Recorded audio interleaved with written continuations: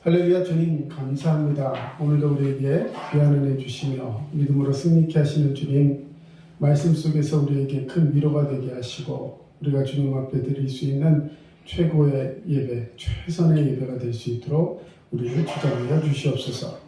은혜 가운데 함께 하신 주님께 감사드리며 예수님의 귀하신 이름으로 기도합니다. 아멘. 네, 오늘 함께 은혜 받으실 말씀은 요한복음 7장 17절 말씀입니다.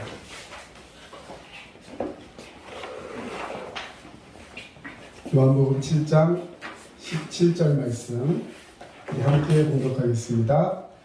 사람이 하나님의 뜻을 행하려 하면 이 교훈이 하나님께로부터 왔는지 내가 스스로 말함인지 알리라. 아멘. 예, 우리 새 생명의 시작, 오늘 8번째 시간입니다. 예, 우리 앞에서부터 한 걸 한번 되뇌어 보면 첫 번째, 행복의 첫 단추. 예, 이제 행복의 첫 단추를 완전히 기억하신 것 같고요. 예, 행복의 첫 단추, 곧 진정한 예수 그리스도를 나의 구주로 섬기는 것, 주님을 영접하는 것이 행복의 첫 단추다 말씀드렸습니다. 그리고 나서 진정한 행복이 있어야 하는데 그 행복은 예수님을 나의 구주로 영접하는 것이다. 그 다음에는 그러면 예수님을 믿고 나면 우리에게 어떤 복이 주어지는가, 예수님을 믿으면 주어지는 복에 대해서 말씀을 나눴고요. 그리고 그럼에도 불구하고 여전히 내게 남아있는 죄에 대한 문제를 짚고 넘어가야 된다 말씀드렸습니다. 예수 믿고 나서는 그전에는 정죄, 다시 말해서 내가 죄로 인해서 죽느냐 사느냐의 문제였다면 징계, 예수님을 믿으면서도 내 안에 죄가 있을 때 그것으로 인해서 징계는 있지만 곧 나는 하나님의 자녀로 회복되는 그런 기회로 삼을 수 있다는 거 말씀드렸습니다. 그 다음에 영적인 권세가 있다. 마귀로부터 그 모든 것을 쫓아내고 예수 그리스도의 이름으로 물리칠 수 있는 영적 권세를 우리에게 주셨다 말씀드렸습니다. 계속해서는 그리스도인들은 예수 안에 살면서 이 세상 사람과 혹은 우리 주변에 있는 사람과 이 갈등의 문제를 잘 해결해야 된다라고 말씀드렸습니다. 그리고 기도 생활에 대해서 지난 시간에 말씀을 드렸고 이제 오늘은 말씀에 순종하는 삶에 대해서 우리 함께 배우게 되겠습니다. 그 다음 순서를 좀 말씀드리면 구원받은 증거에 대한 것을 이야기하고 믿음으로 살아야 하고 마지막으로 구원받은 성도들의 사명, 이렇게 해서 전체 12번의 강의로 이루어져 있는데 이 모든 것을 통해서 이 영원한 생명과 평안의 삶을 누리는 우리 모두, 다시 말해 새 생명을 누린다는 것이 얼마나 크고 복된 일인가에 대해서 함께 나눌 수 있는 이 시간이 되었으면 좋겠습니다. 자, 오늘 본문 다시 한번 보시면 사람이 하나님의 뜻을 행하려 하면 이 교훈이 하나님께로부터 왔는지 내가 스스로 말함인지 아니라. 자, 구원받은 성도는 성경을 읽고 묵상하고 배워야 하는 책임과 의무와 권리가 있습니다. 다시 말해 말씀은 읽어도 되고 읽지 않아도 되고 하는 것이 아니라 말씀을 읽고 그 속에서 정말 하나님이 내게 주신 말씀이 무엇인지를 깨닫고 그것을 행하며 누리고 살아가는 것, 이것은 의무이자 권리라는 거예요. 여러분, 하나님 말씀에 더 친숙해지는 저와 여러분 되시길 축원합니다. 자, 그래서 말씀을 항상 듣고 그 속에서 하나님 음성을 분별할 수 있어야 하며 성령님은 구원받은 모든 사람의 삶을 인도하신다는 사실을 기억해서 성령이 내게 말씀하시도록 늘 그 앞에 귀 기울일 수 있는 그런 사람이 되어야 되는 것이죠. 반면에 그리스도인이 실패하는 원인은 결국 성령님이 인도하시는데 말씀에 순종하지 않을 때 그리스도인은 어려움을 겪을 수 있다는 것입니다. 자, 그러므로 오늘 말씀의 핵심, 그러니까 신앙생활의 핵심이 뭐냐라고 말씀을 드린다면 우리 같이 한번 읽어보겠습니다. 신앙생활의 핵심은 하나님의 말씀에 순종하는 것이다. 예, 하나님 말씀에 순종하는 게 신앙의 핵심이에요. 예, 믿는다는 게 뭐냐라고 했을 때 믿는다는 게 뭐냐? 주일날 교회 가는 거다. 헌금하는 거다. 봉사하는 거다. 구제하는 거다. 여러 가지 얘기를 할 수 있겠지만 신앙생활의 가장 큰 핵심은 뭐냐면 하나님의 말씀에 순종하는 것. 오늘 이거 한 가지만 가지고 돌아가셔도 됩니다. 여러분, 하나님 말씀에 순종하려니까 어떻게 해야 돼요? 하나님 말씀을 들어야 되고 들은 것으로 끝나지 않고 거기에 순종하려니까 들은 말씀이 깨달아져야 하고 깨달아진 말씀에 순종하기 위해서 또한 하나님의 능력을 받아야 되는 거죠. 그래서 오늘 하나님 말씀에 순종하는 것이 신앙생활의 핵심이다. 이 말 한마디만 깨닫고 가셔도 그것이 우리에게 큰 유익이 될 줄로 믿습니다. 자, 성경은 하나님 말씀을 깨달아야 된다 했는데 하나님 말씀은 어디 써 있어요? 성경에 기록되어 있습니다. 성경은 하나님을 만나서 구원을 얻게 하고 믿는 사람들을 온전하게 해서 하나님이 주시는 복을 누리게 하기 위해서 기록된 말씀입니다. 그러므로 성경을 읽고 배우는 것을 통해서 하나님의 말씀을 듣고 순종할 수 있습니다. 구원받은 성도는 하나님의 말씀으로 인도하심을 받습니다. 구원받은 성도는 뭘 들어야 돼요? 예수님의 말씀을 들어야 돼요. 예수님의 말씀을 듣고 인도하심을 받습니다. 요한복음 10장 27절 내 양은 내 음성을 들으며 나는 그들을 알며 그들은 나를 따르느니라. 여러분, 이스라엘에 가면 양이 많이 있습니다. 자, 양이 모든 사람들이 말하면 그 말을 다 듣는 게 아니에요. 자, 양은 누구의 말을 들어요? 주인의 말을 들어요. 정말 신기합니다. 그 사람들이 많고요. 심지어는 우리가 생각할 때는 양을 키울 때 그냥 이 우리 안에 이쪽 양은 이쪽 양, 저기 양은 누구 양 이렇게 따로따로 구분해서 키울 것 같지만 실제로 이스라엘 사정을 가서 보면 그렇지가 않아요. 방목, 밖에다 풀어놓고 키웁니다.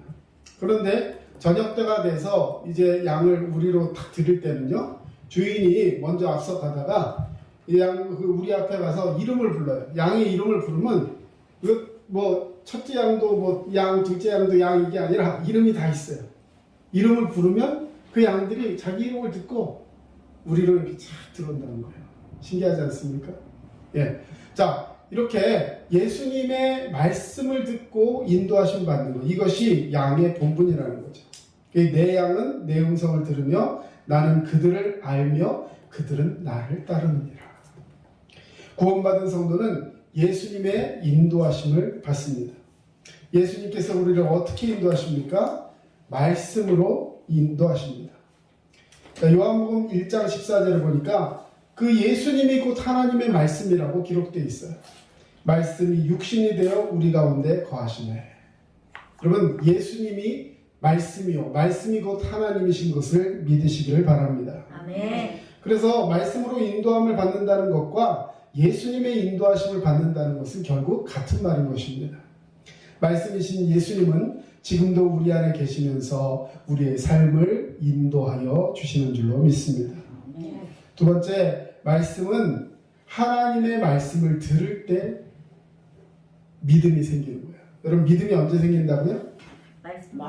누구의 말씀? 하나님 말씀 들을 때. 자, 하나님 말씀은 아까 곧 예수님이다. 예수님이 곧 하나님이시고 하나님이 곧 말씀이다. 지금 이걸 계속해서 강조하고 있습니다. 로마서 10장 17절 그러므로 믿음은 들음에서 나며 들음은 그리스도의 말씀으로 말미암으리라. 여러분, 제가 굉장히 좋아하는 말씀 중에 하나인데요. 믿음이 어디서 나냐면 내가 믿어야지 해서 믿어지는 것이 아니라 말씀을 들을 때 그 듣는다는 것은 그냥 귀로 들리는 것이 아니라 그 말씀을 듣고 순종할 때 믿음이 생긴다는 것입니다. 믿음은 단순히 믿으려고 노력해서 얻어지는 것이 아니라 하나님의 말씀을 듣는 중에 생긴다.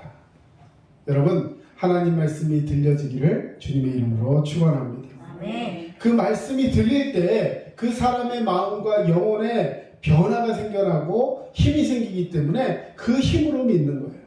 내가 믿는 것이 아니라 주님이 주신 이 말씀의 힘, 말씀의 권세로 내게도 믿음이 생기는 것을 기억해야 될 줄로 믿습니다. 아멘. 자, 믿음이란 대상에 대해서 반응하는 것인데 그 대상이 누구냐? 바로 예수 그리스도라는 거예요.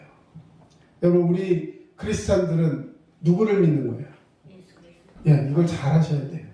그냥 하나님 믿는 거요. 물론 맞아요. 하나님 믿는 겁니다. 근데 하나님 뭘 믿는 거냐면 하나님께서 우리를 구원하시기 위해서 예수 그리스도를 우리 가운데 보내셨고 그분이 나를 구원하시기 위해서 이 모든 삶을 내려놓고 십자가에 달려 죽으시고 부활하시고 승천하셔서 다시 오마신 그분이 나의 주님이요 내가 그분을 통해서 구원받았습니다. 이걸 믿는 것이 믿음이에요. 그래서 예수 그리스도를 믿는 것이다. 이걸 꼭 기억하셔야 할 것입니다. 자, 3번 하나님의 말씀은 영혼의 양식입니다. 베드로전서 2장 2절과 마태복음 4장 4절 보겠습니다. 같이 읽습니다. 갓난아기들 같이 순전하고 신령한 젖을 사모하라. 이는 그로 말미암아 너희로 구원에 이르도록 자라게 하려 함이라. 예수께서 대답하여 이르시되 기록되었을 때 사람이 떡으로만 살 것이 아니요 하나님의 입으로부터 나오는 모든 말씀으로 살 것이라 하였느니라 하시니. 여러분, 사람은 살려면 뭐 해야 돼요? 먹어야 돼요. 예, 먹는 게 가만히 보면 인생에서 제일 많은 시간을 쓰는 게 뭔 것 같아요, 여러분? 네, 자는 거. 맞아요. 그 다음, 먹는 거.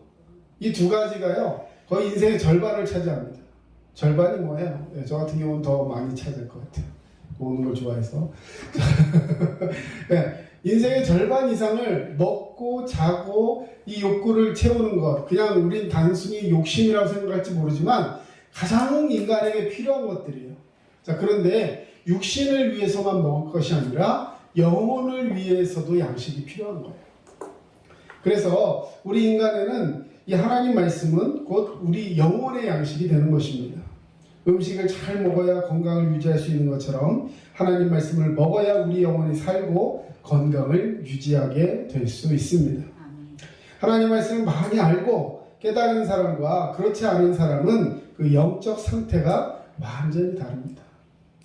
여러분, 우리 이렇게 그런 얘기 하시는 때 종종 있는 것 같아요. 저 사람은 좀 무식해. 저 사람은 굉장히 이렇게 상식이 좀 풍부하고 그야말로 좀 머리에 든 게 있는 것 같아. 자, 뭘 보고 그렇게 판단해요? 딱 그 아는 단어가 몇 개인지 딱 나오나요? 여기 보면? 응? 여기 뭘 이렇게 게이지로 딱 찔러보면 이 사람의 지식 정도가 얼마 딱 이렇게 떠요? 그런 거 아니잖아요. 그런데도 우리는 딱 보면 몇 마디 나눠보면 저 사람은 이렇게 딱 판단하면 안 되지만 하여튼 이게 대충 보이죠? 왜 그래요? 그 사람의 인생에 있는 그 지식과 지혜의 경륜들이 삶으로 녹아져서 표현되어 나오기 때문에 우리는 뭐 특별히 알려고 안 해도 몇 마디 이렇게 나눠보고 그 사람과 이렇게 생활을 해보다 보면 그런 것들이 이렇게 드러나게 되어 있습니다. 얄팍한 우리 지식의 수준도 그런데 우리 영혼의 수준은 말할 것도 없겠죠. 예수 그리스도 알고 말씀으로 풍성하게 살고 그것이 은혜로 몸에 배어 있는 사람은 삶 속에 그 영혼의 은혜가 나타나게 된다는 것을 우리는 알아야 할 것입니다. 하나님 말씀 많이 알고 깨달은 사람은 어떠한 의심이나 시험이 다가와도 그것에 넘어지지 않습니다. 영이 건강하면 딛고 일어설 수 있는 힘을 갖게 되는 것입니다. 자, 두 번째, 하나님의 말씀을 기록한 성경은 그럼 어떤 책이냐? 우리 오늘 성경 말씀을 잘 배우고 듣고 알고 순종해야 된다 했는데 그러면 하나님 말씀인 이 성경은 도대체 어떤 거냐는 거죠. 첫 번째, 온 세상의 시작과 종말에 대해 가르쳐주는 책이 성경입니다. 창세기 1장 1절 우리 너무도 잘 알죠. 같이 한번 크게 읽겠습니다. 시작. 태초에 하나님이 천지를 창조하시니라. 예, 태초에 하나님이 천지를 창조하시니라. 여러분, 성경 제일 첫 번째 나오는 단어가 뭔지 아세요? 금방 얘기했잖아요. 태초에 하나님의. 예, 자, 첫 번째 단어만 한번 얘기해 보세요. 시작. 태초에. 예, 한글로 성경을 본 사람은 태초에라고 얘기합니다. 히브리어 원어를 아는 사람은 창조하다라고 얘기해요. 네, 베레시트. 이게 히브리어는 동사가 먼저 나오거든요. 그래서 제일 먼저 베레시트, 거기 이제 어미까지 해서 그가 창조하다. 그는 곧 하나님이시거든요. 하나님이 창조하시다. 이렇게 써 있어요. 그게 성경의 첫 번째 단어예요. 그리고 제일 마지막에 끝나는 단어, 요한계시록 제일 마지막에 아멘 하고 끝나요.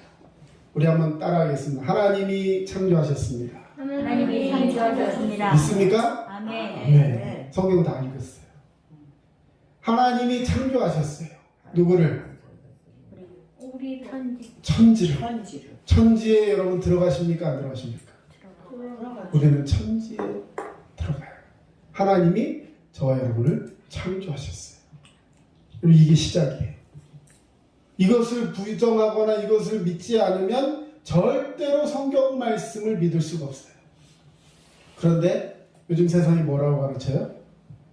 세상은, 천지는 우주와 먼지와 질소와 이런 것들이 모여갖고 막 혼돈 속에 있다가 갑자기 어떤 폭발로 팍 폭발해가지고 그 속에 단위세포 아주 작은 화합물이 생겨서 그게 발전해서 세포가 되고 뭐가 되고 해가지고 이 세상이 만들어졌다. 이게 진화예요. 근데 사실은요, 진화론자들도, 요즘 과학자들은 이야기하고 있어요. 진화론은 모순이 많다. 왜냐하면 그런 걸로 설명할 수 없는 것들이 너무 많다라는 거예요.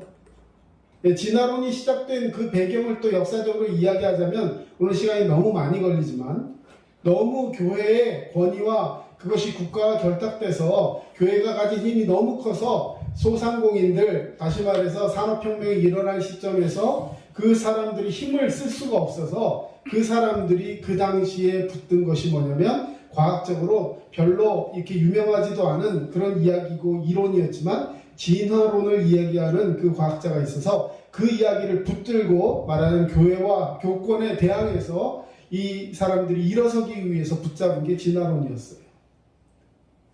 그래서 이제 힘이 다 몰려있던 그것에서 이제 힘을 이쪽으로 신세계로 다 분산시키기 위해서 그 사람들이 주장했던 것이 진화론이고, 그것이 시대적인 상황과 맞닥뜨려지다 보니까 오늘날까지 이렇게 내려온 거예요. 그러나 여러분, 성경은 분명하게 말씀하고 있습니다. 세상은 하나님이 만드신 줄로 믿습니다. 자, 여러분, 세상의 과학은 그럴 것이다 라는 가설로 시작해서 가설로 끝나요. 확정적인 건 하나도 없고 가르쳐주지도 않습니다. 그러나 분명하게 말씀하고 있어요. 마태복음 24장 14절, 천국 복음이 모든 민족에게 증언되기 위하여 온 세상에 전파되리니 그제야 끝이 오리라. 여러분, 성경은 세상이 언제 어떻게 시작되었으며 어떻게 끝나게 될지를 완벽하게 설명하고 있습니다. 과학이 눈부시게 발달한 시대이지만 사람들은 세상의 시작에 대해 잘 알지 못해요. 그러나 성경은 하나님 말씀으로 천지를 창조하였음을 분명하게 말씀하고 있습니다. 여러분, 그럼 세상이 언제까지 지속될까요? 알고 있어요? 세상이 언제 망한다, 세상에 별말들이 다 있지만, 그러나 그 끝을 정확하게 아는 사람은 아무도 없어요. 그런데 성경은 어떻게 얘기합니까? 온 세상에 복음이 전파되고 예수님이 재림하실 때 세상의 끝이 온다. 분명하게 말씀하고 있어요. 그리고 성경학자들이나 많은 사람들이 이야기합니다. 그 끝은 멀지 않았다.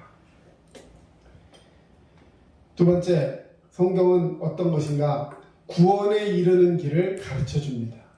여러분, 이것이 궁극적인 성경의 기록 목적이에요. 요한복음 20장 31절 읽습니다. 오직 이것을 기록함은 너희로 예수께서 하나님의 아들 그리스도이심을 믿게 하려 하며 또 너희로 믿고 그 이름을 힘입어 생명을 얻게 하려 함이니라. 아멘. 여러분, 이번 주 한 주간 이 말씀 줄쳐놓고요, 이 말씀을 한번 암송하시면 좋겠어요. 왜 성경이 기록되었는가? 성경을 기록한 이유가 뭐냐면, 너희로, 여기서 너희라는 것은 예수를 이미 믿고 예수 그리스도를 주로 영접한 우리를 말씀하시는 거예요. 너희로 예수께서 하나님의 아들 그리스도이심을 믿게 하려고 한다. 성경을 통해서 예수님이 하나님의 아들이심을 밝히셨고 그것을 우리가 믿게 하기 위해서 말씀이 기록되었다는 거죠. 그리고 또 너희로 믿고 그 이름을 힘입어 생명을 얻게 하려 함이라. 여러분, 예수 믿는 자에게 생명이 있는 줄로 믿습니다. 아멘. 이거를 우리에게 주려고 성경이 기록되었대요. 여러분, 성경을 믿으시기 바랍니다. 아멘. 그 성경이 여러분에게 생명을 주시려고 말씀을 주셨대요. 할렐루야. 아멘. 그것을 믿는 것이 믿음이에요. 성경이 기록된 목적은 사람들이 구원을 얻게 하기 위한 것이다. 아멘. 인간이 구원을 얻을 수 있는 유일한 길이 성경에 기록되어 있습니다. 여러분, 왜 인간에게 구원이 필요한가? 하나님께서 인간을 구원하시기 위해서 어떤 일을 하셨는가? 어떻게 하면 구원을 얻을 수 있는가? 구원받은 이후에는 그러면 어떻게 살아야 하는가? 여러분, 궁금하세요? 성경에 다 기록되어 있어요. 우리가 매일같이 공부하고 매일같이 이야기하는 것들이 다 성경에 기록되어 있습니다. 다시 말해, 내가 살 수 있는 방법은 말씀을 들어야 되고 들은 말씀대로 살아야 하는 것입니다. 구원에 이르는 방법과 지혜는 오직 성경을 통해서만 우리에게 일어난다는 것을 꼭 기억하시기 바랍니다.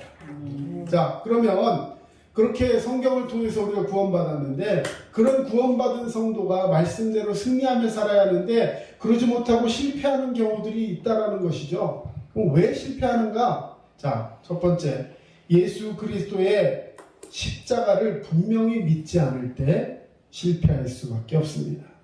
그러면 십자가가 뭐예요? 십자가. 우리 뒤에도 십자가가 있는데 십자가가 뭐예요? 십자가. 여러분, 십자가가 뭔지를 알지 못하면 십자가의 의미를 알 수가 없어요. 자, 예수 그리스도는요, 십자가를 통해서 모든 문제를 해결하셨어요. 예, 예수님이 모든 십자가, 자, 구원 문제뿐만 아니라 가난의 십자가, 모든 고통의 십자가, 이사야에서 보면 예수께서 채찍에 맞음으로 우리가 나음을 입었다라고 말씀하셨어요. 채찍에 왜 맞으셨냐면 십자가에 달리기 위해서 맞으셨어요. 다시 말해, 십자가를 빼놓고는 예수님의 그 은혜의 사역을 이야기할 수 없습니다. 무엇을 의미합니까? 우리도 그 십자가 없이는 구원받은 성도의 삶을 살아갈 수 없다는 것이죠. 예수님은 이 십자가를 통해서 모든 고통의 원인인 죄의 문제를 완전히 해결하셨고 마귀의 권세를 파하셨습니다. 예수 그리스도의 십자가는 우리가 겪는 모든 문제의 완전한 답입니다. 그런데 사람들은 이 진리를 깨닫지 못하고 문제가 생기면 곧바로 뭐라냐? 다른 방법과 해결책을 찾으려고 해요. 십자가 말고 다른 방법 없냐? 이러면서 자꾸 찾으려고 해요. 자, 여러분, 그런 유명한 예화가 있어요. 어떤 사람이 예수님께서 그에게 십자가를 짊어주셨어요. 마태복음에 보면 내 멍에는 먹고 내 멍에를 메고 나를 따라라, 이런 말씀이 있어요. 십자가를 지고 같이 따르라는 거예요. 사명을 붙들라는 거예요. 근데 이렇게 십자가를 딱 메려고 봤더니요, 십자가가 너무 무거워 보여요. 자기의 힘과 이런 모든 처지를 봤을 때 이게 너무 무거운 짐처럼 느껴집니다. 그래서 예수님께 부탁을 해요. 예수님, 제가 이것을 감당할 수가 없으니까요, 제 십자가를 조금 깎아주세요. 잘라주세요. 제 짐이 너무 무겁습니다. 제 사명을 조금 덜어주세요. 그랬더니 예수님이 그게 소원이냐? 그래서 깎아줬어요. 잘라줬어요. 하다 보니까 이렇게 밑에를 좀 자르니까 무게중심도 안 맞는 것 같고, 그럼 여기도 좀 잘라주세요. 여기도 좀 잘라주세요. 좀 잘라. 하다 보니까 그냥 가뿐하게 짚고 갈 수 있는 그런 작은 십자가가 됐대요. 다른 사람들은 그냥 주신 대로 막 끌고 가니까 질질 끌고 가다 넘어지고 또 다시 일으켜서 또 넘어지고 하면서 막 힘들게 가는데, 이 사람은 그냥 작은 거 하나 들고 랄랄 하면서 가고 있었어요. 그런데 마지막에 그 길의 끝을 딱 가보니까 큰 강이 하나 있는 거예요. 근데 큰 강 앞에 갔더니요, 사람들이 어떻게 하는 줄 아세요? 그 십자가를 강물에 탁 던집니다. 그러고 나서 그 십자가를 탁 위에 올라타고 그 강물을 뗏목처럼 이용해서, 십자가를 이용해서 그 강을 건넜어요. 그 강이 바로 요단강이든지 주님께로 넘어가는 마지막 그 생명의 강이었던 거예요. 그런데 이 사람 마지막에 룰루랄라 하고 왔던 그 사람은 십자가를 탁 내려놓고 거기에 탁 올라가려고 했더니 십자가가 너무 작아가지고 코르륵 가라앉고 말았다. 여러분, 하나님이 내게 맡겨주신 사명은 결코 무거운 것이 아닙니다. 나를 살리는 사명이고 나를 주님의 자녀로서 끝까지 지켜주시는 생명의 십자가인 줄로 믿습니다. 그 십자가를 믿고 승리하는 자 되시기를 축원합니다. 자, 우리가 구원받은 성도로서 살아가지 못하고 실패하는 두 번째 이유는 기도로 살지 않기 때문에 그렇습니다.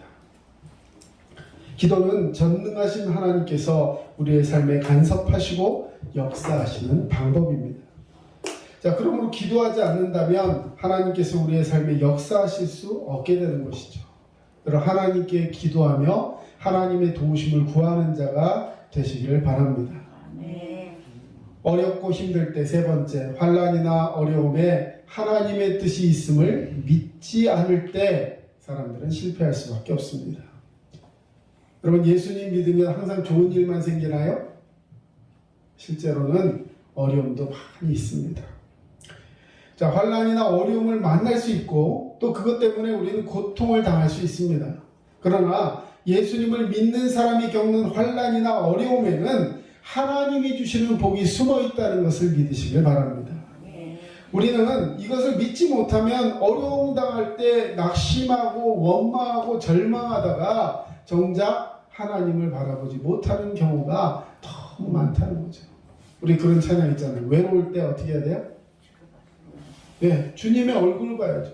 괴로울 때 나를 괴롭히는 그 상황을 보지 말고 그 상황 넘어서 나를 바라보고 계시며 내게 손 내밀고 계신 주님을 바라봐야 된다는 것이죠. 자, 또한 실수나 죄를 반복할 때 우리는 실패하게 됩니다. 하나님께서 하나님의 자녀들이 죄 가운데 살기를 원치 않으세요. 그래서 죄를 지으면 책망도 하시고 징계도 하십니다. 자, 책망과 징계를 받으면서 우리는 뭐 하라는 거예요? 하나님이 왜 책망하시고 징계하십니까? 죄에서부터 돌아서라는 거죠. 죄를 딛고 일어서라는 거예요. 다시 거기 빠지지 말라고 하시는 거예요. 그런데 거기 허덕이게 된다면 우리는 그 죄의 습관에 빠져서 주님을 바라보지 못하게 된다는 것이죠. 죄임을 깨닫게 해주셨을 때 그것이 은혜임을 알고 그 가운데 돌이킬 수 있는 자가 되어야 할 줄로 믿습니다. 다섯 번째, 하나님의 말씀을 듣지 않고 그분의 인도하심을 받지 않고 있는 사람은 결코 성공의 바늘에 설 수가 없습니다. 하나님은 우리가 경건하고 복된 삶을 살기를 원하십니다. 그런데 말씀을 가까이 가지 않으면 하나님 뜻이 뭔지를 알지 못하기 때문에 하나님 뜻에 맞춰서 살아갈 수가 없게 되겠죠.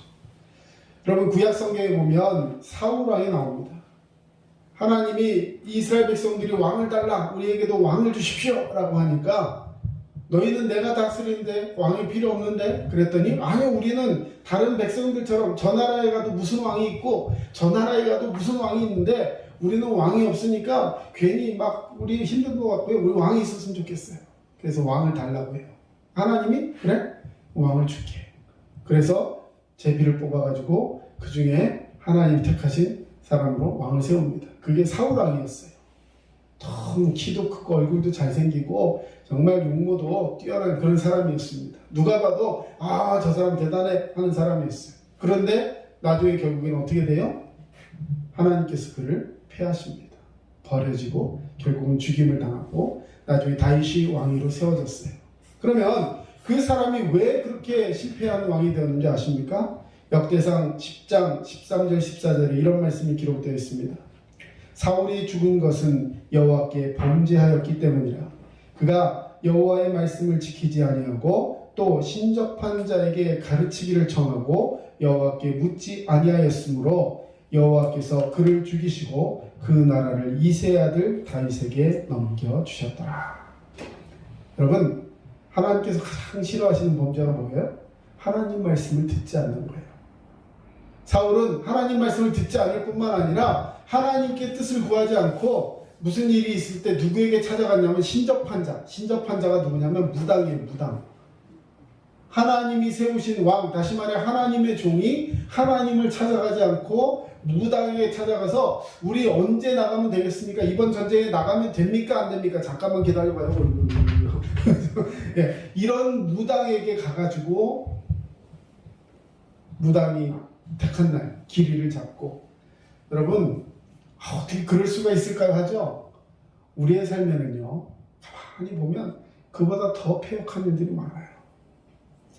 저는 무당에게 안 갔어요 이렇게 말하실 분 있겠지만요 하나님의 뜻을 구하지 않는 것이 무당에게 나아가는 것보다 100배 1000배 더 나쁜 일이에요. 우리 주님 앞에 정말 두려운 마음으로 하나님께 뜻을 구하는 자 되시기를 축원합니다. 네. 자, 그러면 이제 거의 다 왔습니다. 그럼 하나님 음성을 듣는 방법을 알아야 되겠죠. 여러분 하나님 말씀, 하나님 음성 듣기를 원하십니까? 네. 자, 이 말씀을 들을 때 여러분 신비주의에 빠지면 안 됩니다. 말씀을 들을 때 하나님 음성 막 삐리삐리 하면서 이렇게 오는 게 아니에요. 결론부터 말씀드립니다. 하나님 말씀은 어디서 보는 거냐? 성경 말씀에서 찾으셔야 돼요. 물론 특별한 경우 어떤 그런 계시나 음성으로도 들릴 수 있습니다. 그러나 그것은 특별한 거예요. 여러분 매일매일 특별한 걸 원하십니까? 여러분 집안에 예를 들어서 부모님이 해주시는 아니면 아내가 해주는 그 따뜻한 밥을 먹어야지. 예를 들어서 평생을 막 특별한 특식만 찾다 보면 어떻게 되는 줄 아세요? 병에 걸려요. 그리고 좀 특별한 것 같은데 그 전보다 더 특별한 게 아니면 다음에는 더 특별한 걸 또 찾아야 돼요. 그러면 나중에 가면 하나도 안 특별해져요. 여러분 하나님 말씀이 우리에게 역사하시는 것을 기억하시고 우리가 근본적으로 말씀 속에서 음성을 듣는 자 되어야 할 줄로 믿습니다. 자, 어떻게 말씀하시느냐? 근본적으로 성령님이 역사하심을 통해 우리에게 말씀하십니다. 성령님의 역사로 말씀하십니다. 구원받은 사람들 안에는 성령님이 살아계십니다. 성령님께서 우리 안에 계시면서 우리에게 계속적으로 말씀하십니다. 그래서 하나님 말씀 잘 들으려면 우리 안에 계신 성령님께서 말씀하신다는 사실을 늘 의식하고 귀를 기울여야 돼요. 하나님 오늘도 내게 말씀해 주세요. 늘 의식해야 됩니다. 자, 두 번째는 양심을 통해서 내 마음의 양심을 통해서 책망의 말씀을 하셔요. 예를 들어서 내가 죄를 지었어요. 그러면 예수 믿기 전엔 이것이 아무런 문제도 안 되는 얘기였어요. 그런데 예수를 제대로 믿고 믿음 속에 변화되다 보니까 이 자꾸 민감한 마음이 생기는 거예요. 그래서 거듭난 사람의 양심은 하나님 말씀의 중요한 통로가 되고 그리스도인의 자유케 하는 데 대해서 이 양심의 자유를 이야기하면서 이 자꾸만 나를 다스리게 됩니다. 그래서 양심이 찔리게 돼요. 우리 흔히 양심의 가책을 느낀다 이런 말이 있는데 성령이 나와 함께 하시면 그전에는 전혀 그렇게 생각되지 않는 것들이 자꾸 마음속에 걸리게 되는 거예요. 저는 설교를 하면서 지금도 걸리는 게 하나 있어요. 아침에 주차장을 이렇게 내려오는데 이 쓰레기를 누가 이렇게 잘못 쳐놨는지 이 스티로폴 박스 뚜껑 하나가 주차장 입구에 탁 놓여 있었어요.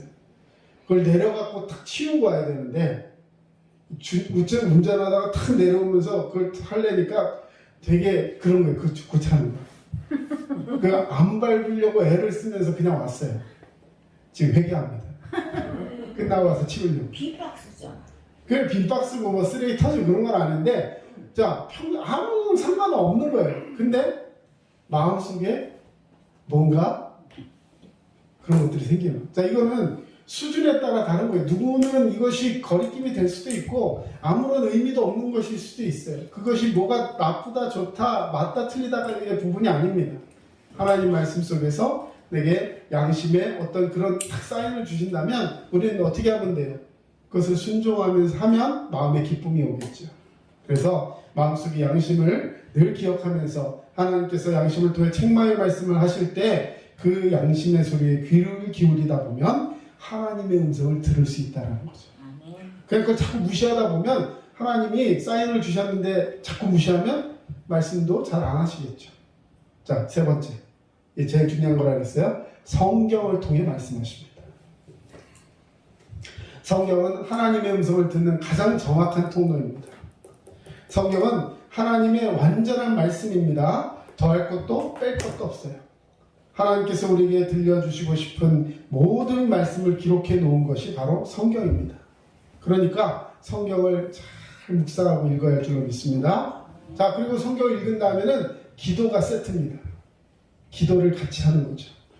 기도를 통해서 나에게 필요한 것을 얻는 수단 그 정도가 아니라 자 기도는 왜 한다 그래서 하나님과 교제하는 거예요. 하나님과 친해지는 거예요. 여러분 친하면 어떻게 돼요? 말을 더 자유롭게 하게 되겠죠. 그래서 말씀을 들을 수가 있는 것이죠. 자, 다섯 번째, 사람이나 환경을 통해서도 말씀하십니다. 하나님께서 말씀하신 통로가 정말 다양한데요. 하나님께서는 다른 사람과 대화를 나누는 중에도 말씀하시고 우리가 어떤 문제에 대해 고민하며 기도할 때 주변의 환경과 사건들을 통해서 말씀하시기도 합니다. 내가 생각할 때 이 환경들이 왜 이런 환경이 있을까? 그 전에 알지 못했는데 가만히 묵상하다 보니까 그 환경들 속에서 주님이 말씀하시는 것들이 있을 수 있다는 것이죠. 자, 그리고 이제 6번째, 하나님의 음성을 잘 들으려면 기도와 같은 맥락으로 이해하십시오. 하나님과 친밀한 관계를 유지해야 돼요.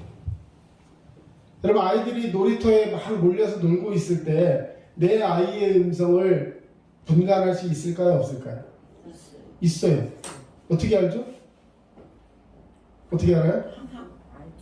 네, 나랑 친하고 나랑 잘 지내고 나랑 늘 같이 있고 내가 관심을 가지고 있기 때문에 다른 애들이 아무리 떠들어도 우리 애가 탁 표시가 나는 거예요. 예를 들어서 학교 운동장에서 운동회를 하는데 뭐 1등 하는 애가 보여요? 우리 애가 보여요? 네, 1등 하는 애가 보이면 안 됩니다. 우리 애가 보여야 되는 거예요. 왜? 나의 관심은 온통 그 아이에게 갔기 때문에. 하나님과의 관계도 마찬가지예요. 하나님과의 관계를 통해서 친밀함을 유지하게 되면 하나님은 누구만 바라보세요? 나만 바라보세요. 누구 입장에서? 내 입장에서.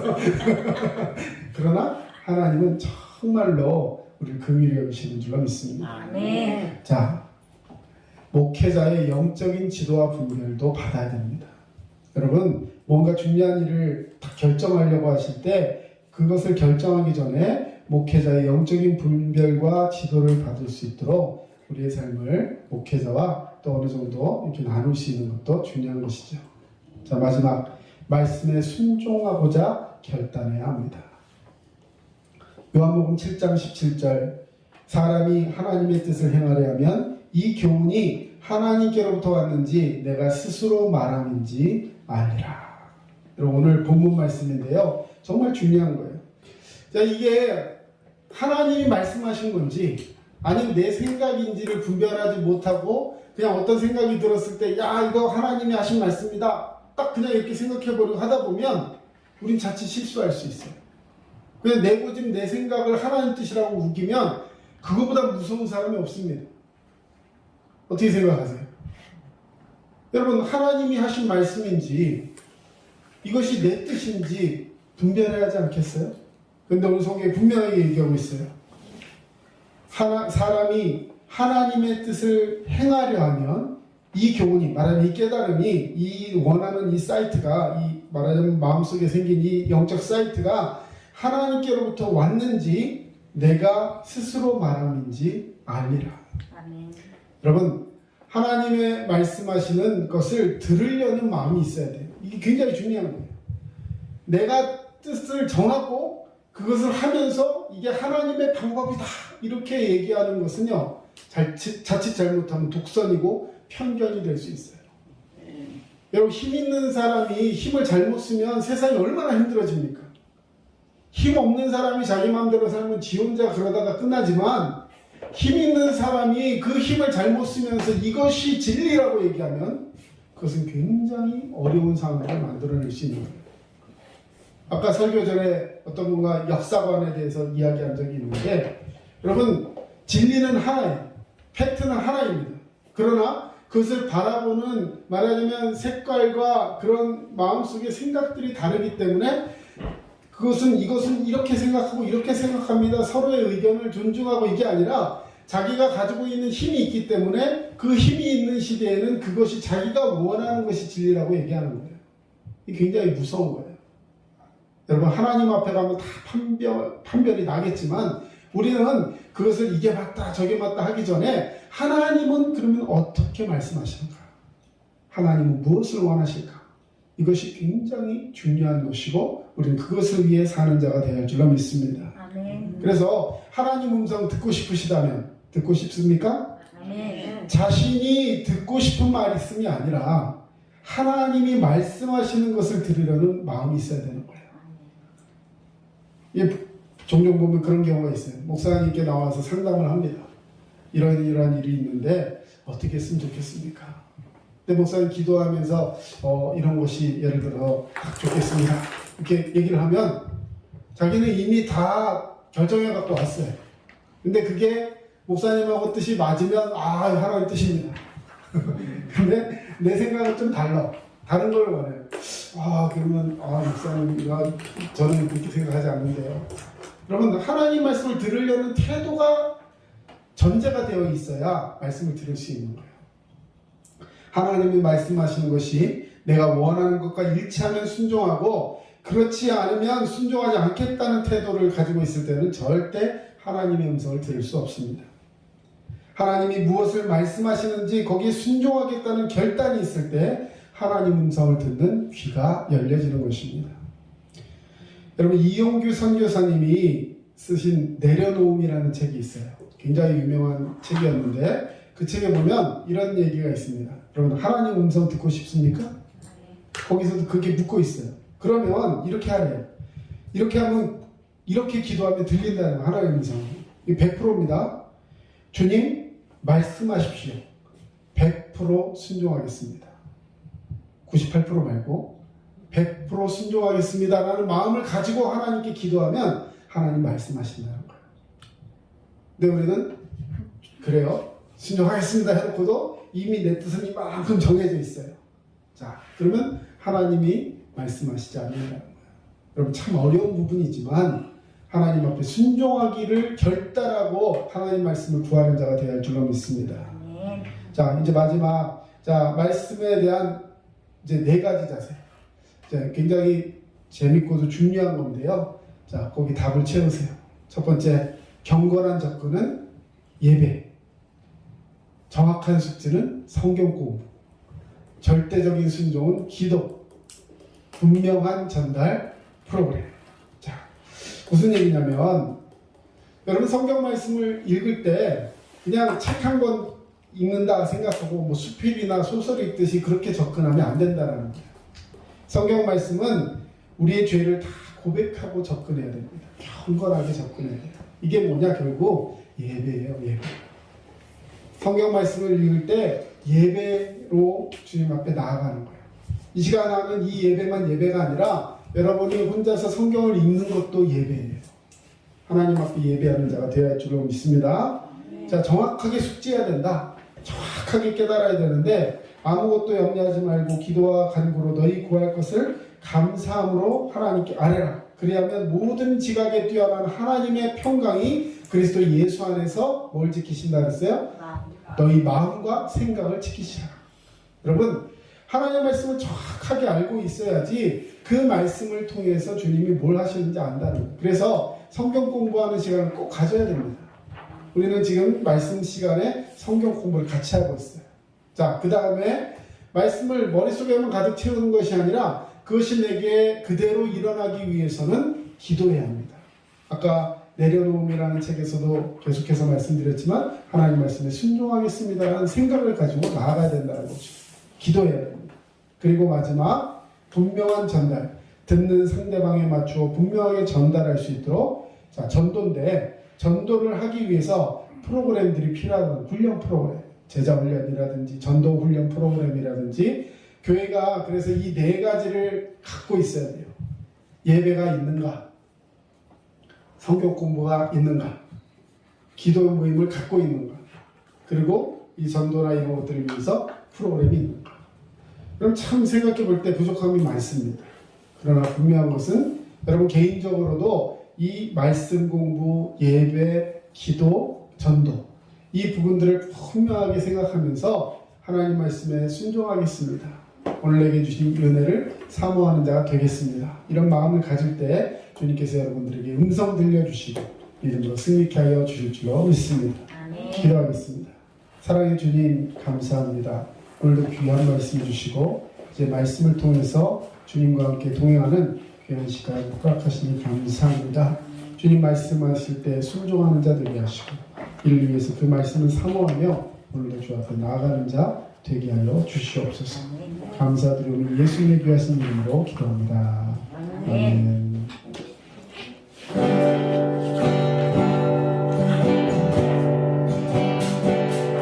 예수 따라가며 복음 증거하며 우리 행할 길 원하겠네.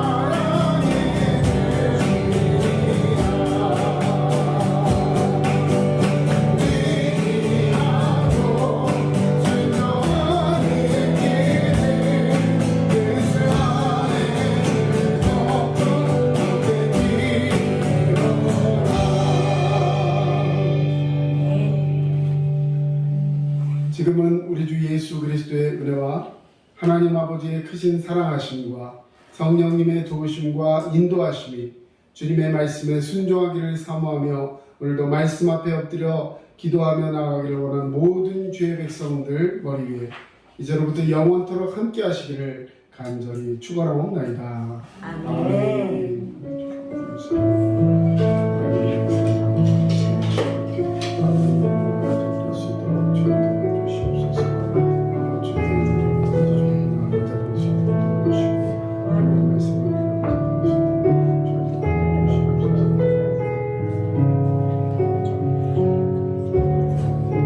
지금까지 남양주 다산신도시 두드림 침례교회 전철원 목사였습니다. 여러분 믿음으로 승리하시고 건강하세요.